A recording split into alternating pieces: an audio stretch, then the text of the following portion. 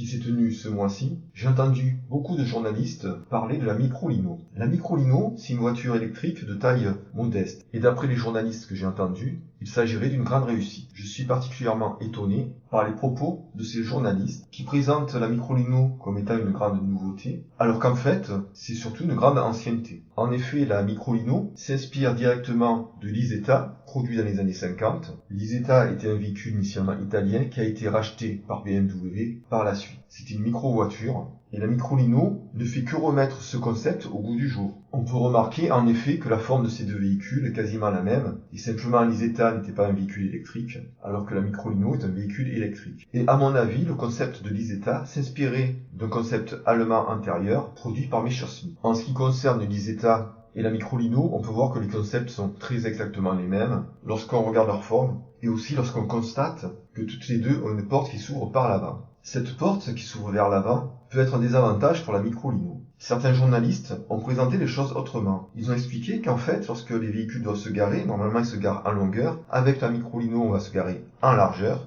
Ainsi, le véhicule prend moins de place et on peut ouvrir plus facilement la porte. C'est une façon de voir. On peut aussi remarquer que si on se gare ainsi, les côtés de la Microlino ne sont pas protégés. Il n'y a pas un pare-choc. Et dès lors, si une personne fait une marche arrière, elle va rentrer dans ce qui serait normalement la portière de la Microlino. J'ai aussi été étonné en consultant le site de la Microlino. En effet, d'après les journalistes que j'ai entendus, en tout cas, la Microlino serait une conception française. En tout cas, moi, lorsque je vais sur le site de la Microlino, je vois un site qui fait référence à une société allemande.